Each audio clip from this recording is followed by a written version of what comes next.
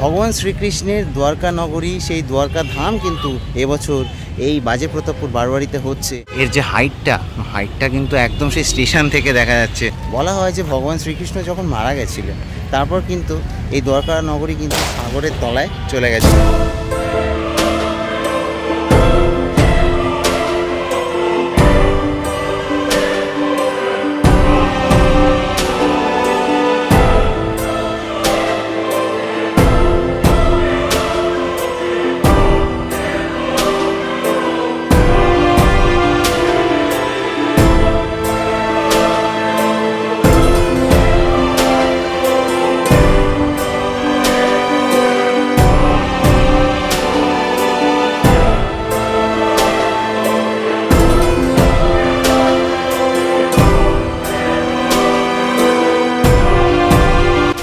Welcome back to a new video from Backbencher Street. আর আমি কিন্তু এখন আছি বর্ধমানে, আর বর্ধমান শহরে এসেছি দ্বারকা নগরী দেখতে। তো প্রথমে আমি যাব এখন দ্বারকা নগরীতে, অর্থাৎ বাজে প্রতাপপুরে। বর্ধমান স্টেশনে 8 নম্বর প্ল্যাটফর্ম দিয়ে বেরিয়ে সোজা যে একটা ফ্লাইওভার আছে দেখতে পাচ্ছ, এই ফ্লাইওভারের পাশ দিয়ে 100 থেকে 150 মিটার হেঁটেই কিন্তু এই পুজোটা। আর বলতে না বলতে আমি চলেও এসেছি সেই দ্বারকা নগরীতে, অর্থাৎ বাজে প্রতাপপুর বারোয়ারিতে চলে এলাম। এটা কিন্তু একদম বর্ধমান কাটোয়া যে রোড, সেই বর্ধমান কাটোয়া রোডের ওপরে একদম বর্ধমান শহরের প্রাণ কেন্দ্রে পুরো একদম পুজোটা। এই যে দেখতে পাচ্ছ, এটা সোজা চলে গেছে কলকাতার দিকটা, আর এই পাশটা কাটোয়ার দিকটা চলে গেছে। আর এইখানে হচ্ছে পুজোটা দেখতে পাচ্ছ, বাজে প্রতাপপুরের সেই পুজো। আর কি মারাত্মক লেভেলের বড় পুজোটা হচ্ছে এখানে দেখতে পাচ্ছ। এই হচ্ছে সেই পুজোর প্রাঙ্গণ, ট্রাফিক কলোনি বারোয়ারি দুর্গা পুজো মণ্ডপ এটা। তো আমি আছি আপাতত বর্ধমানে, তোমরা আছো ব্যাকবেঞ্চার স্ট্রিটের রথে। চলো ভিডিওটা শুরু করা যায়। তো দেখতে পাচ্ছ সেই দ্বারকা নগরী, সেটা কিন্তু বাসের স্ট্রাকচার এখানে হয়ে গেছে, আর অনেকটা হাইট হয়েছে, 100 ফুটের কাছাকাছি হাইট হয়েছে। আর এখানে বাটামের কাজ চলছে, আর তারপরে এইসব দাদারা যেসব কাজকর্ম করছে দেখতে পাচ্ছি আমি, কাপড়ের কাজ হচ্ছে এখানটাতে। আর ওই পুরো মাঠ জুড়ে এইসব দিকে কিন্তু ছড়িয়ে ছিটিয়ে এখানে সেখানে সব স্ট্রাকচারগুলো রয়েছে। এই বাটামের ওপরে কিন্তু এইগুলোকে সেট করা হবে আর কি।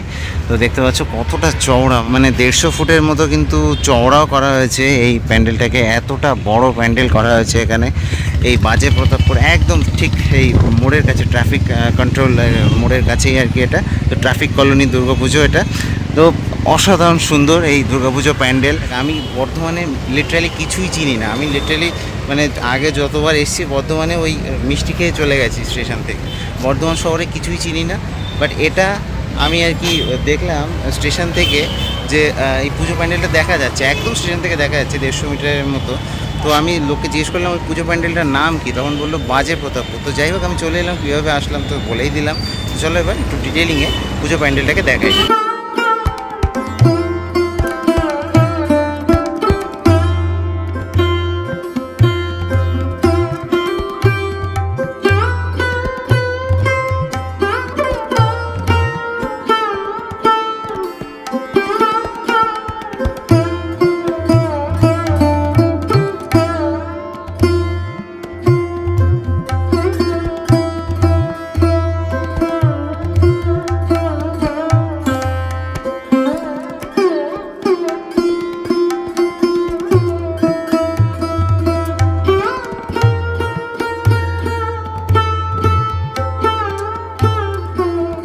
এই মাঠটা যদি দেখাই, তো এখানে দেখতে পাচ্ছ এই যে স্ট্রাকচারগুলোকে বেশ সুন্দর করে কিন্তু সেট করেছে এনারা।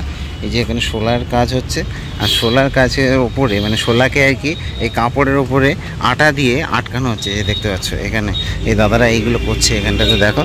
তো এই প্রথমে হচ্ছে বাটামের ওপরে কাপড় ইউজ করা হচ্ছে, আর কাপড়ের ওপরে কিন্তু এখানে এই যে এই শোলা ইউজ করা হচ্ছে, এই শোলা দিয়ে আর কি সেট করা হচ্ছে এই যে স্ট্রাকচারগুলোকে, যেগুলো দেখছো এখানে রাখা রয়েছে, এই স্ট্রাকচারগুলো তৈরি করা হচ্ছে।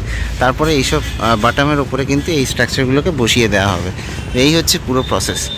তো বাটামের স্ট্রাকচারগুলো দেখতে পাচ্ছ, মানে বিভিন্ন রকমভাবে কিন্তু স্ট্রাকচার করা হয়েছে সেই দ্বারকা ধাম, অর্থাৎ শ্রীকৃষ্ণের সেই দ্বারকা নগরী, যেটা কিনা এখন সমুদ্রের তলায় নিমজ্জিত। সেই দ্বারকা ধাম কিন্তু এখানে বাজে প্রতাপনগরে হচ্ছে।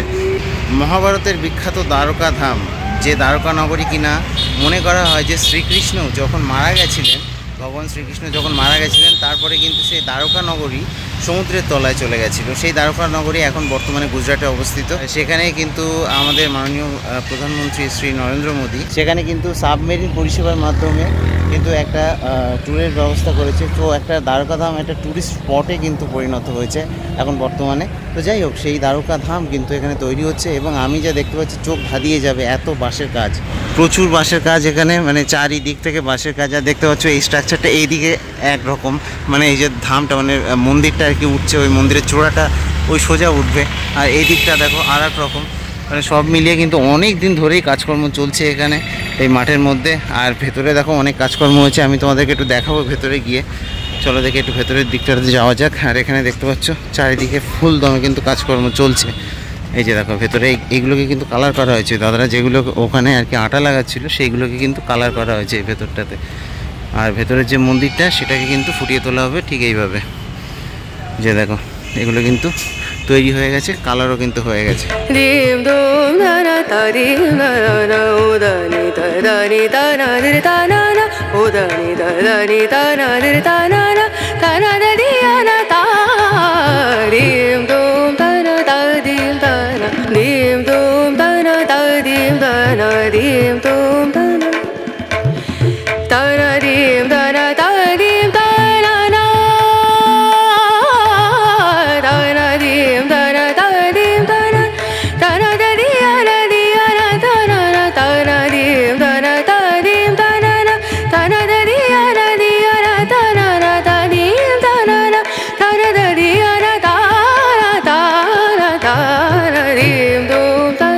তো দেখতে পাচ্ছ কতটা সুন্দরভাবে কাজ হয়েছে, আমি এই সাইড দিয়ে দেখাচ্ছি। আর এখানে কিন্তু এই যে সোলার কাজগুলো হয়েছে এগুলো কিন্তু মানে বিশাল আকৃতিতে, মানে এখানে দেখো পুরোটা জুড়েই ঢেকে রাখা রয়েছে, ওর মধ্যে বিভিন্ন রকমের শেপ আর সাইজ করে রাখা রয়েছে, বিভিন্ন রকমের শেপে কিন্তু কাজ হয়েছে। দেখো এইগুলো দেখো এখানে বিভিন্ন রকমের শেপ দেখতে পাচ্ছ, এই যে এই শেপগুলো। তারপরে সামনে দেখো ওই শেপগুলো রয়েছে, ওখানে দেখো যে টাওয়ারগুলো মানে চূড়া টাইপের হবে সেইগুলো কিন্তু এই শেপ করা হয়েছে। তো সব মিলিয়ে কিন্তু মানে এখানে কাজকর্ম একদম ফুল দমে চলছে। আর এর যে হাইটটা কিন্তু একদম সেই স্টেশন থেকে দেখা যাচ্ছে, তো মারাত্মক হাইট। আর একদম কিন্তু এই মসজিদটার পাশে অবস্থিত এই পুজো প্যান্ডেলটা। আর এখানে কিন্তু একটা পুকুর রয়েছে, ছোট্ট একটা পুকুর, মানে সুইমিং পুলের মতো। এর মধ্যে বাচ্চারা আর কি করছে, সাঁতার কাটছে, খেলাধুলো করছে ফুটবল নিয়ে। এই যে বেশ সুন্দর লাগছে কিন্তু এর মধ্যে। আর এখানে দেখো এখানে পদ্ম ফুল ফুটে আছে, এই যে সব মিলিয়ে মানে অসাধারণ। এই দেখো আর কি এই শাপলা ফুটে আছে, যাই হোক তো সুন্দরই লাগছে, অসাধারণ পরিবেশ। প্রথমবার বর্ধমানে এসেছি কলকাতা থেকে, তো ভুল ত্রুটি মার্জনীয়, একটু শুধরে দিও। কারণ হচ্ছে আমি প্রথমেই স্বীকার করলাম যে প্রথমবার বর্ধমান আসলাম মানে হাঁটাচলা করার জন্য। অন্য সময় বর্ধমানে এসে মিষ্টি খেয়ে চলে যাই, যা বললাম। তো ওই জন্য বর্ধমানে খুব একটা বেশি কিছু আমি চিনি না। তো ঠিক আছে, তাহলে তোমাদেরকে দেখালাম দ্বারকা ধাম, কেমন লাগলো অবশ্যই জানিও। আর ভিডিও শেষ করার আগে আমি একটা জিনিস একটু দেখাবো। দেখো এই যে চূড়াটা দেখতে পাচ্ছ, এই চূড়াটাতে দেখো কতটা সুন্দরভাবে ওপরে কাজকর্মগুলো হয়েছে, কতটা সুন্দরভাবে কাজকর্ম করেছে, সূক্ষ্ম কাজ দেখতে পাচ্ছ তোমরা। তো এই কাজগুলো করার জন্য এদের যে পরিশ্রম সেটা তো আছেই। আর বহুদিন ধরেই কাজকর্ম চলছে এখানটাতে, অনেক শ্রমিকরা কাজ করছেন। তবে আমি ক্লাবের কাউকে পেলাম না, পেলে একটু কথা বলতাম, বাট কাউকেই পেলাম না এখন আপাতত। তো দেখো এই যে ফ্লাইওভার ছাড়িয়ে আরও এই ফ্লাইওভারের যে হাইট তার ডাবল হয়ে গেছে, ঠিক আছে। তো এতটা হাইট হয়েছে আর কি। কেমন লাগলো এই দ্বারকা ধাম অবশ্যই জানিও। আর এটা যখন পুজোর সময়, মানে পুজো এখান থেকে মোটামুটি 23-24 দিন বাকি, তো পুজো যখন শুরু হবে তখন কিন্তু এটা লাইটিংয়ের মাধ্যমে অসাধারণ লাগবে রাতের বেলা। তো যারা বর্ধমানবাসীরা রয়েছে তারা অবশ্যই এখানে চলে এসো। আর কলকাতা থেকে যদি কেউ সময় করতে পারো তাহলে বলবো যে একবার হলেও দেখে যেও। আর যদি এমন হয় যে তোমরা যাচ্ছ বর্ধমানের ওপর দিয়ে, তো নেমে দেখে যেতে পারো। একদম স্টেশন থেকে 8 নম্বর প্ল্যাটফর্ম দিয়ে বেরিয়ে কিন্তু 150 মিটারের মতো এই ফ্লাইওভারটা ধরে চলে আসবে। এটাই হচ্ছে ল্যান্ডমার্ক, স্টেশন থেকে দেখা যায় এই পুজো প্যান্ডেলটা। তো এটা একটুখানি সময় বাঁচিয়ে কিন্তু দেখে যেতে পারো, এটুকু বলতে পারি। আমি দিব্যজ্যোতি ব্যাকবেঞ্চার স্ট্রিট থেকে আপাতত সাইন আপ জানাচ্ছি। আমি কিন্তু বর্ধমানে চেষ্টা করব যে আর একটা ভিডিও আনার, সেই ভিডিওতে কিন্তু থাকবে বর্ধমানের বাকি যে দুর্গাপুজোগুলো সেগুলো। এবার সেটা আমার নিজের আর কি বানানো বা আমার নিজে যতটা ঘুরে দেখতে পারবো ততটা। এখানে কিন্তু আমি অন্য জায়গায় যে পরিক্রমাটা করি সেই পরিক্রমা আমার দ্বারা হবে না, কারণ আমি অতটা ভালো চিনি না, আবারও বললাম। তো সেই জন্য কিন্তু সেই ভিডিওটা দেখে নিও, চেক আউট করে, ভুল ত্রুটি মার্জনীয়, এটুকু বলতে পারি। আর এছাড়া আমি যেসব অঞ্চলে ভিডিও করি সেগুলো তো অবশ্যই দেখবে, সেগুলো কিন্তু খুব ভালোভাবে করা থাকে, যেমন হচ্ছে বনগাঁ, রানাঘাট, তারপর জিরাট, তারপর কল্যাণী, তারপর কাঁচরাপাড়া, এগুলো কিন্তু সব পরিক্রমা দেওয়া রয়েছে চ্যানেলে, আরও আসবে পরবর্তীতে। চ্যানেলের সাথে অবশ্যই জুড়ে থাকো। আমি দীপুজ্যোতি ব্যাকবেঞ্চার স্ট্রিট থেকে আপাতত সাইন আপ জানাচ্ছি। টাটা।